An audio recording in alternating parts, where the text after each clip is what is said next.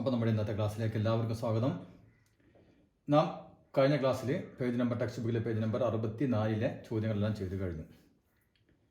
ഇനി നമുക്ക് പഠിക്കാനുള്ളത് സ്പെഷ്യൽ ഓപ്പറേഷൻസ്, അതായത് ക്രിയാവിശേഷങ്ങൾ. അപ്പോൾ നമ്മൾ ഈ നാച്ചുറൽ നമ്പേഴ്സ്, അതുപോലെ തന്നെ ഓഡ് നമ്പേഴ്സ്, ഈവൻ നമ്പേഴ്സ്, അതൊക്കെ വളരെ ചെറിയ ക്ലാസ് മുതൽ പഠിച്ചു തുടങ്ങുന്നതാണ് അല്ലേ. അപ്പോൾ അതിൽ നാച്ചുറൽ നമ്പർ, അതായത് എണ്ണൽ സംഖ്യ എന്ന് പറഞ്ഞാൽ 1, 2, 3, 4, 5 അല്ലേ, അങ്ങനെ പോകുന്നു എണ്ണൽ സംഖ്യകൾ. ഇനി ഇരട്ട സംഖ്യ എന്ന് പറയുമ്പോൾ, ഈവൺ നമ്പേഴ്സ് എന്ന് പറയുമ്പോൾ 2, 4, 6, 8 അങ്ങനെ പോകുന്നു. നമുക്കറിയാം ഏത് എണ്ണൽ സംഖ്യയെയും 2 കൊണ്ട് ഗുണിച്ച് കഴിഞ്ഞാൽ കിട്ടുന്നത് ഇരട്ട സംഖ്യ ആയിരിക്കും അല്ലേ. അതായത് ഇപ്പോൾ 1നെ 2 കൊണ്ട് ഗുണിച്ച് കഴിഞ്ഞാൽ 2, 2നെ 2 കൊണ്ട് ഗുണിച്ചാൽ 4, 3നെ 2 കൊണ്ട് ഗുണിച്ചാൽ 6, 4നെ ഗുണിച്ചാൽ 8, 5നെ ഗുണിച്ചാൽ 10, 6നെ ഗുണിച്ചാൽ 12 അല്ലേ. അപ്പോൾ ഏത് എണ്ണൽ സംഖ്യയും നമുക്ക് 2 കൊണ്ട് ഗുണിച്ച് കഴിഞ്ഞാൽ കിട്ടുന്നത് ഇരട്ട സംഖ്യയാണ് അല്ലേ. ഇരട്ട സംഖ്യകളുടെ പൊതുരൂപം, ജനറൽ ഫോം എങ്ങനെ പറയാം? അതായത് 2n എന്ന് പറയും അല്ലേ. 2n, അതായത് n-നെ 2 കൊണ്ട് ഗുണിച്ച് കഴിഞ്ഞാൽ നമുക്ക് കിട്ടുന്നത് ഇരട്ട സംഖ്യ ആയിരിക്കും. അപ്പോൾ ഇവിടെ നമുക്ക് n1 ആവാം, 2 ആവാം, 3 ആവാം അല്ലേ. n നമുക്ക് ഏത് വിലയും കൊടുക്കാം. അപ്പോൾ നമുക്ക് കിട്ടുന്നത് ഇരട്ട സംഖ്യയാണ് അല്ലേ. അപ്പോൾ ഒരു ഈവൺ നമ്പറിൻ്റെ പൊതുരൂപം എന്ന് പറയുന്നത് എന്താണ്? 2n ആണ്. അപ്പോൾ ഇതാണ് നമ്മുടെ ഇരട്ട സംഖ്യകൾ അല്ലേ. ഇനി എന്താ ശ്രദ്ധിച്ചു നോക്കിയാൽ, ഇതിൻ്റെ കൂടെ നമ്മൾ 1 കൂട്ടിക്കഴിഞ്ഞാൽ നമുക്ക് എന്താണ് കിട്ടുക? 2ൻ്റെ കൂടെ 1 കൂട്ടിക്കഴിഞ്ഞാൽ നമുക്ക് 3 കിട്ടി.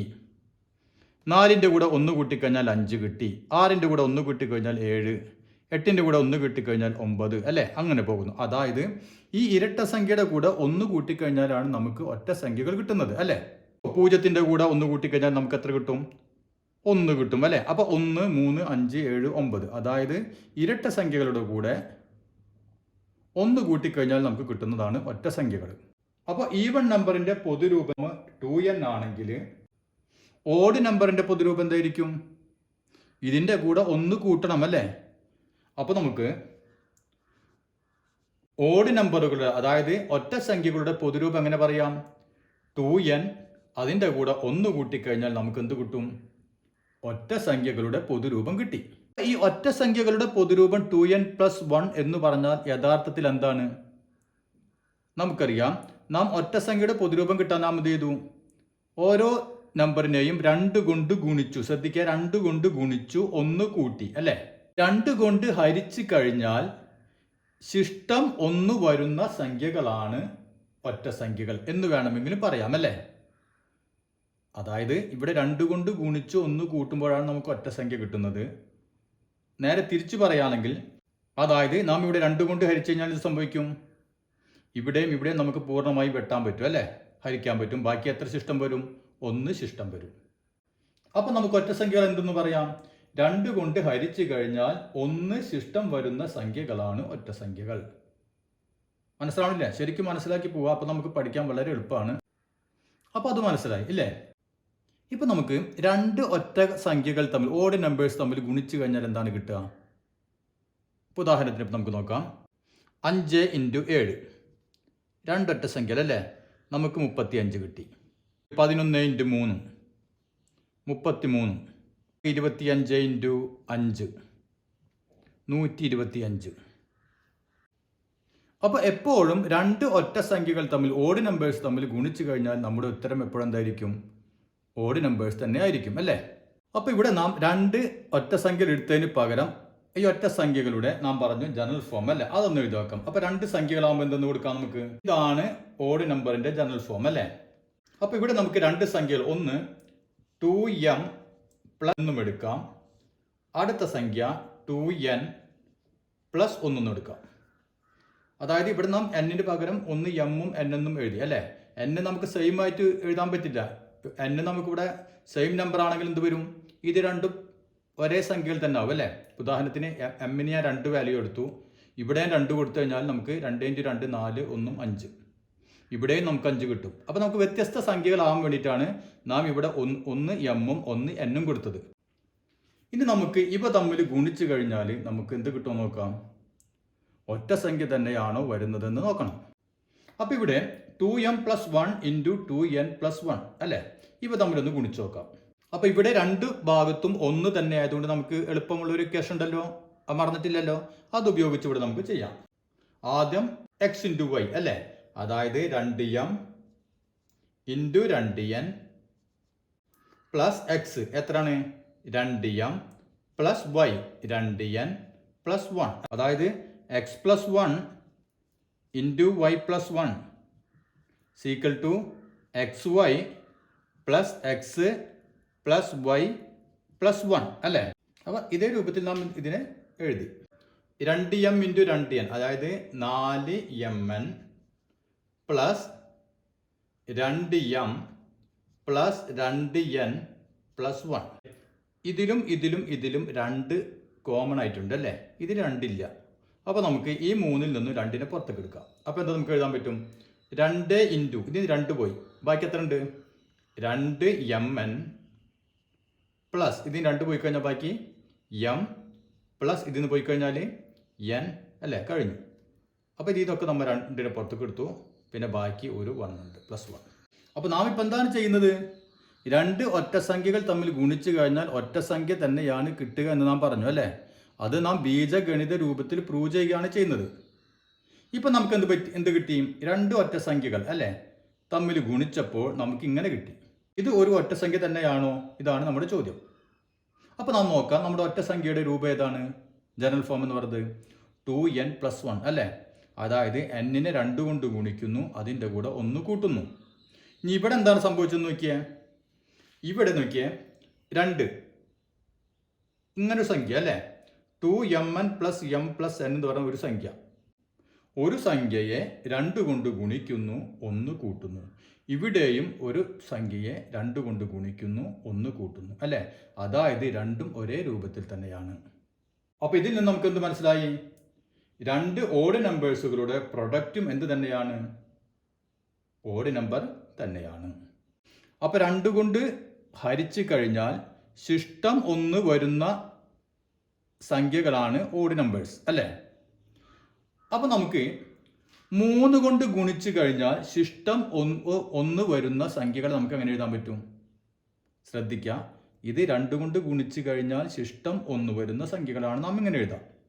അതേ രൂപത്തിൽ 3 കൊണ്ട് ഗുണിച്ചു കഴിഞ്ഞാൽ ശിഷ്ടം 1 വരുന്ന സംഖ്യകൾ നമുക്ക് എങ്ങനെ എഴുതാം, ഇതേ രൂപത്തിൽ തന്നെ എഴുതാം. എങ്ങനെ, 3 കൊണ്ട് ഗുണിച്ചു കഴിഞ്ഞാൽ ശിഷ്ടം 1 വരണം, അതായത് 3n പ്ലസ് 1. ഇതിൻ്റെ അർത്ഥം എന്താണ്, ഒരു സംഖ്യയെ 3 കൊണ്ട് ഗുണിച്ചു 1 കൂട്ടി അല്ലേ, അതായത് ഇതിനെ നാം 3 കൊണ്ട് ഡിവൈഡ് ചെയ്ത് കഴിഞ്ഞാൽ എന്തായിരിക്കും ശിഷ്ടം വരാം, ശിഷ്ടം 1 ആയിരിക്കും വരാം. ഇനി നമുക്ക് 3 കൊണ്ട് ഗുണിച്ചു കഴിഞ്ഞാൽ ശിഷ്ടം 2 വരണം. അതിൻ്റെ ജനറൽ ഫോം എങ്ങനെ എഴുതാൻ പറ്റും, 3 കൊണ്ട് ഹരിച്ചു കഴിഞ്ഞാൽ ശിഷ്ടം 2 വരണം. അപ്പോൾ 3n എത്രയാണ് ശിഷ്ടം വരുന്നത്, 2 ശിഷ്ടം വരണം. അപ്പോൾ 3n പ്ലസ് 2. അപ്പോൾ ഇവിടെ നമുക്ക് n-ന് നമുക്ക് വില കൊടുത്ത് നോക്കിയാൽ n-ന് ഇപ്പോൾ 1 കൊടുത്തു എന്ന് വിചാരിക്കാം. അപ്പോൾ 3 ഇൻറ്റു 1 3 തന്നെ, 3ഉം 2ഉം 5 കിട്ടി. ഇനി n-ന് നമ്മൾ 2 കൊടുത്തു, അപ്പോൾ 3 ഇൻറ്റു 2 6, 6ഉം 2ഉം 8. ഇനി n-ന് 3 കൊടുത്തു, 3 ഇൻറ്റു 3 9, 9ഉം 2ഉം 11. ഇനി എന്തിനാ നമുക്ക് നോക്കിയേ, ഇതിനെ നാം 3 കൊണ്ട് ഡിവൈഡ് ചെയ്യുമ്പോൾ എന്ത് സംഭവിക്കും, ശിഷ്ടം എത്ര വരാം, 5/3 അല്ലേ, ഒരു പ്രാവശ്യം ശിഷ്ടം 2 വന്നു, ശരിയല്ലേ. ഇനി 8നെ നാം ഡിവൈഡ് ചെയ്ത് നോക്കിയാൽ 3 കൊണ്ട്, 2 ഇൻറ്റു 3 6, അപ്പോഴും ശിഷ്ടം 2 വന്നു. ഇനി 11 ഡിവൈഡ് ചെയ്താലും 9 വരും, അപ്പോഴും ശിഷ്ടം 2 വന്നു. ഇനി നമുക്ക് 4 കൊണ്ട് ഹരിച്ചു കഴിഞ്ഞാൽ ശിഷ്ടം 1 വരണം. അപ്പോൾ അതെങ്ങനെ എഴുതേണ്ടത്, 4 കൊണ്ട് ഹരിച്ചു കഴിഞ്ഞാൽ ശിഷ്ടം 1 വരണം. അപ്പോൾ എങ്ങനെ എഴുതാം, 4n പ്ലസ് 1. മനസ്സിലായില്ലേ. അപ്പോൾ ഇതേ രൂപത്തിൽ നമുക്ക് ഏത് വേണമെങ്കിലും എഴുതാം. ഇത് നമുക്ക് ഇനി ചോദ്യങ്ങൾ വരുമ്പോൾ നമുക്ക് ആവശ്യം വരും. മനസ്സിലായല്ലോ. ഇനി നമുക്ക് ഒരു കാര്യം കൂടി പറയാനുണ്ട്, അതിനുശേഷം നമുക്ക് ടെക്സ്റ്റ് ബുക്കിലെ ചോദ്യങ്ങളിലേക്ക് കടക്കാം. ഞാനിവിടെ തുടർച്ചയായ 4 എണ്ണൽ സംഖ്യകൾ എഴുതാൻ പോകുന്നു. ഏത് എണ്ണൽ സംഖ്യ വേണമെങ്കിലും എഴുതാം, പക്ഷെ തുടർച്ചയായ 4 നാച്ചുറൽ നമ്പേഴ്സ്. ഉദാഹരണത്തിന് ഞാനിവിടെ 1 2 3 4 എണ്ണൽ സംഖ്യകൾ എഴുതി. ഇപ്പോൾ ഇതിൻ്റെ 2 അറ്റത്ത് 2 സംഖ്യകളുണ്ട്, നടുവിലും 2 സംഖ്യകളുണ്ട് അല്ലേ. ഇപ്പോൾ ഈ നടുവിലുള്ള സംഖ്യകൾ തമ്മിലൊന്ന് ഗുണിച്ചു നോക്കിയേ, നമുക്കെന്ത് കിട്ടും, 2 ഇൻറ്റു 3 അല്ലേ, സീക്വൽ ടു 6 കിട്ടി. ഇനി ഈ 2 അറ്റത്തും തമ്മിലുള്ളൊന്ന് ഗുണിച്ചു നോക്കിയേ, 1 ഇൻറ്റു 4 സീക്വൽ ടു 4. ഇനി ഇവ തമ്മിൽ നമുക്കിപ്പോൾ കിട്ടിയത് തമ്മിലുള്ള വ്യത്യാസം എത്രയാണ്, ഡിഫറൻസ് എത്രയാണ്? 6 മൈനസ് 2 അല്ലേ, 6 മൈനസ് 4 സീക്വൽ ടു 2. നമുക്ക് 2 ആണ് ഇതിൻ്റെ ഡിഫറൻസ് കിട്ടിയത്.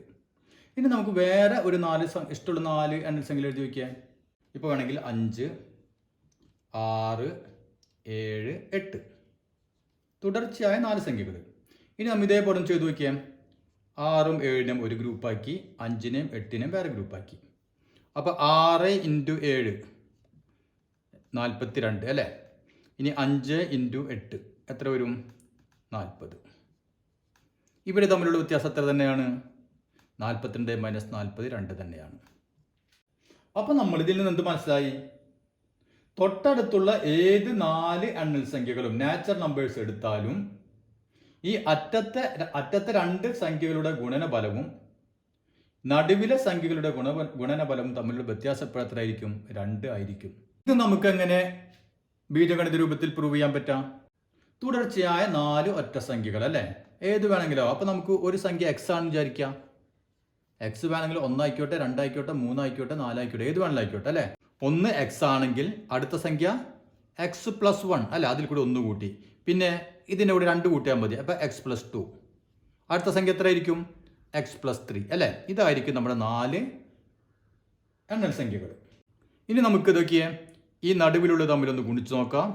ഈ 2 അറ്റത്ത് ഉള്ളതും തമ്മിലൊന്ന് ഗുണിച്ച് നോക്കാം. ഇനി നടുവിലുള്ള ഗുണിക്കുമ്പോൾ എന്ത് വരും? X plus 1 into X plus 2 അല്ലേ. ഒന്ന് ചെയ്തു നോക്കാം.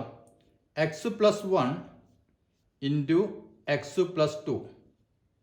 നമുക്ക് നോക്കിയാൽ രണ്ടും വ്യത്യസ്തങ്ങളാണ്, 1ഉം 2ഉം ആണ് അല്ലേ. അപ്പോൾ നമുക്ക് ആ പറഞ്ഞ രൂപത്തിൽ ചെയ്യാൻ പറ്റില്ല. അപ്പോൾ നമുക്ക് ഓരോന്നിനെയും ഗുണിക്കണം അല്ലേ.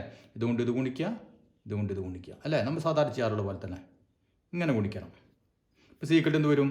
X into X, X square, പിന്നെ എക്സ് ഇൻറ്റു 2 അല്ലേ, 2x plus 1 into X, X plus 1 into 2, 2.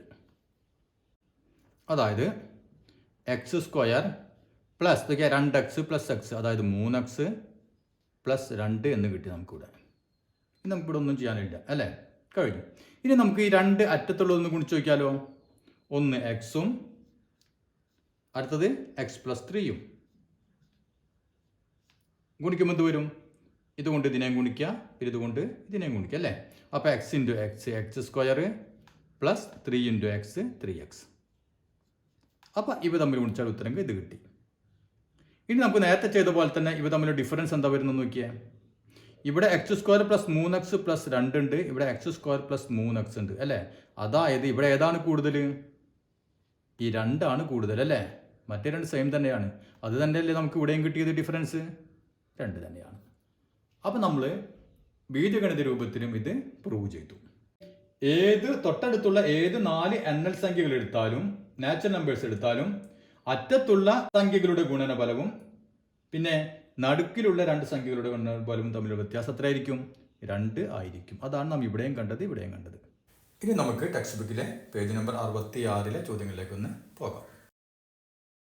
അപ്പോൾ എന്താണ് നമ്മുടെ ഒന്നാമത്തെ ചോദ്യം? Calculate each of the following for several numbers and guess a generalization then prove it using algebra. താഴെ കുറച്ച് കാര്യങ്ങൾ പറഞ്ഞിട്ടുണ്ട്. അതെന്ത് ചെയ്യണം? നമ്മൾ അത് നോക്കിയിട്ട് അതിൽ നിന്ന് നമുക്ക് കിട്ടുന്ന ഒരു തത്വം നമ്മൾ എന്ത് ചെയ്യുക? ഗസ് ചെയ്യുക, ഊഹിക്കുക. അതിനുശേഷം അത് ശരിയാണെന്ന് നാം ആൾജിബ്ര ഉപയോഗിച്ചുകൊണ്ട്, ബീജഗണിതം ഉപയോഗിച്ചുകൊണ്ട് നാം പ്രൂവ് ചെയ്യാൻ വേണം. നാം ഇപ്പോൾ ചെയ്ത കാര്യങ്ങൾ തന്നെയാണ് നമുക്ക് ചെയ്യാനുള്ളത്. വളരെ ഈസി ആയിട്ട് തന്നെ ചെയ്യാം. ചോദ്യം കേൾക്കുമ്പോൾ ആർക്കും ഒരു പേടിയും വേണ്ട. എന്താണ് ചോദ്യം?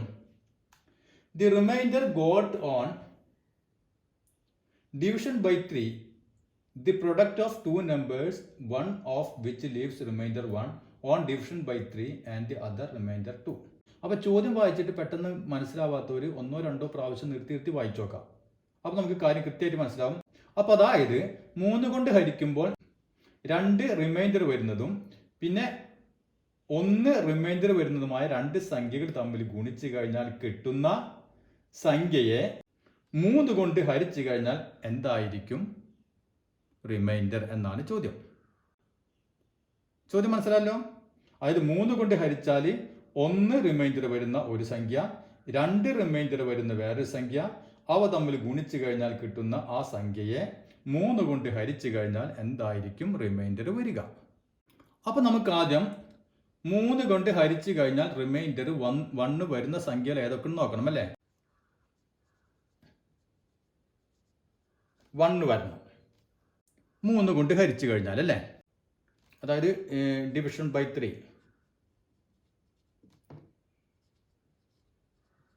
3 കൊണ്ട് ഹരിച്ചു കഴിഞ്ഞാൽ റിമൈൻഡർ 1 വരണം. ആ സംഖ്യ ഏതൊക്കെയാണ്?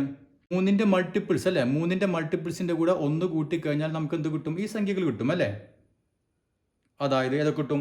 3ന്റെ മൾട്ടിപ്പിൾസ് ഏതൊക്കെയാണ്? 0, പിന്നെ 3, പിന്നെ 6, 9 അല്ലേ, അങ്ങനെ പോകുന്നു. 12 അങ്ങനെ പോകുന്നു. ഇനി നമുക്ക് റിമൈൻഡർ 1 കിട്ടണം എന്ന് പറയുമ്പോൾ ഇതിൻ്റെ കൂടെ എത്ര കൂട്ടിയാൽ മതി? 1 കൂട്ടി പോയാൽ മതി അല്ലേ.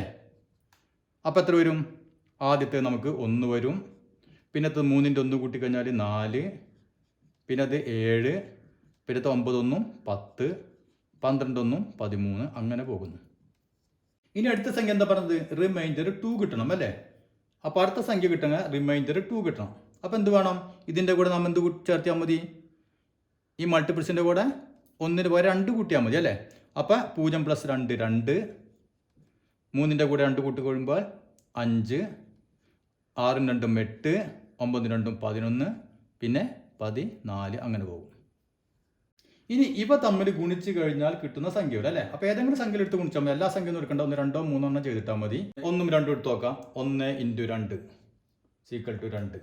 ഈ വേണമെങ്കിൽ 4 × 2 എടുത്തോ. 4 × 2 8. നമുക്ക് 7 5 കൊടുക്കുകയാണെങ്കിൽ 7 × 5 ഇഷ്ടമുള്ളത് എടുത്തോളൂ, 35. ഇനി ഈ കിട്ടിയ സംഖ്യയിൽ ഉത്തരം കിട്ടി അല്ലേ, പ്രൊഡക്റ്റ് കിട്ടി. ഇവ 3 കൊണ്ട് ഡിവൈഡ് ചെയ്താൽ എത്രയായിരിക്കും റിമൈൻഡർ വരിക എന്നാണ് ചോദ്യം. 2നെ നാം 3 കൊണ്ട് ഡിവൈഡ് ചെയ്യുമ്പോൾ എത്ര വരും? 3 കൊണ്ട് ഡിവൈഡ് ചെയ്യാൻ പറ്റില്ല അല്ലേ. അപ്പോൾ റിമൈൻഡർ എത്ര വരും? 2 വരും. ഇനി 8നെ 3 കൊണ്ട് ഡിവൈഡ് ചെയ്യുമ്പോൾ 3 × 2 6 ആണ്, അപ്പോഴും 2 റിമൈൻഡർ വന്നു. ഇനി 35നെ 3 കൊണ്ട് ഡിവൈഡ് ചെയ്ത് കഴിഞ്ഞാൽ 11 × 3 അല്ലേ, 33, അപ്പോഴും ഇവിടെ 2 റിമൈൻഡർ വന്നു. അപ്പോൾ ഇതാണ് നമ്മുടെ റിമൈൻഡർ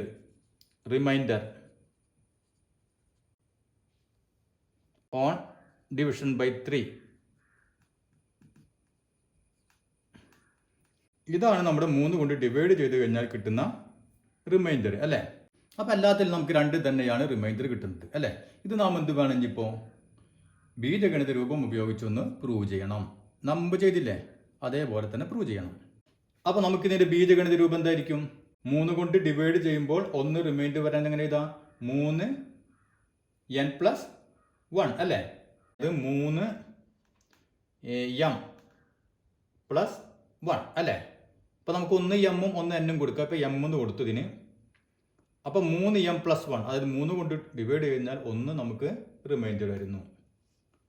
ഇനി അടുത്ത സംഖ്യ ഏതാണ്? ഇതെന്താണ്? 3 കൊണ്ട് ഡിവൈഡ് ചെയ്യുമ്പോൾ 2 റിമൈൻഡർ വരുന്നു അല്ലേ. 2 റിമൈൻഡർ വരുന്നു. അപ്പോൾ നമുക്ക് എഴുതാം 3 കൊണ്ട് ഡിവൈഡ് ചെയ്യുമ്പോൾ 3n + 2 റിമൈൻഡർ വരുന്നു, 2. അപ്പോൾ ഈ സംഖ്യകൾ നമുക്ക് 3m + 1 എന്ന് എഴുതാം. ഇതിനെ നമുക്ക് 3n + 2 എന്ന് എഴുതാം. അപ്പോൾ ഇതിപ്പോൾ കാണുമ്പോൾ തന്നെ മനസ്സിലാവില്ല നിങ്ങൾക്ക്. 3 കൊണ്ട് ഡിവൈഡ് ചെയ്യുമ്പോൾ 1 ശിഷ്ടം വരുന്നു. ഇതിനെ 3 കൊണ്ട് ഡിവൈഡ് ചെയ്യുമ്പോൾ 2 ശിഷ്ടം വരുന്നു അല്ലേ. ഇനി ഇവ തമ്മിലൊന്ന് ഗുണിച്ച് നോക്കിയാൽ നമുക്കിവിടെ ഓരോന്നിനെയും ഗുണിക്കണം. ഇത് 1 ഉം 2 ആയതുകൊണ്ട് വ്യത്യസ്ത സംഖ്യകളാണ്. ഓരോന്നും ഗുണിക്കേണ്ടി വരും അല്ലേ. ഇങ്ങനെ നമ്മൾ ചെയ്യാറുള്ള പോലെ തന്നെ ചെയ്യാം. 3m × 3n 3m × 3n plus ഇനി 3m × 2. അപ്പോൾ അത് കഴിഞ്ഞു. ഇനി ഇതുകൊണ്ട് ഇവ 2 പേര് 1 × 3n അല്ലേ. 1 × 3n പ്ലസ് 1 × 2. അതായത് 3m × 3n 3 × 3 9mn plus 3m × 2 6m plus 1 × 3n 3n plus 1 × 2 2. അപ്പോൾ നമുക്കിങ്ങനെ കിട്ടി. ഇവർ നമ്മൾ ആദ്യം ചെയ്യാറുള്ള പോലെ തന്നെ നോക്കിയാൽ ഈ 3ന് നമുക്ക് എന്തുണ്ട്? 3 ഉണ്ട് അല്ലേ. ഇതിലില്ല, ഇത് 2 മാത്രമേ ഉള്ളൂ. അപ്പോൾ നമുക്ക് ഇതിൽ നിന്ന് 3നെ പുറത്തെടുക്കാം. 3 ഇൻറ്റു, അപ്പോൾ ഇവിടെ 3 പോയി കഴിഞ്ഞാൽ ബാക്കി എത്തുന്നുണ്ട് 3 mn പ്ലസ് ഇവിടെ 3 പോകുന്ന കഴിഞ്ഞാൽ ബാക്കി 6 എഴുതരുത്. 3 ഇൻറ്റു 3 9, 9 ഹരിക്കുകയാണ് ചെയ്യുക കേട്ടോ. പ്ലസ് 6 3 പോയി കഴിഞ്ഞാൽ ബാക്കി 2m പ്ലസ് ഇതിൽ നിന്ന് 3 പോയി കഴിഞ്ഞാൽ n, അപ്പോൾ അത് കഴിഞ്ഞു പ്ലസ് 2.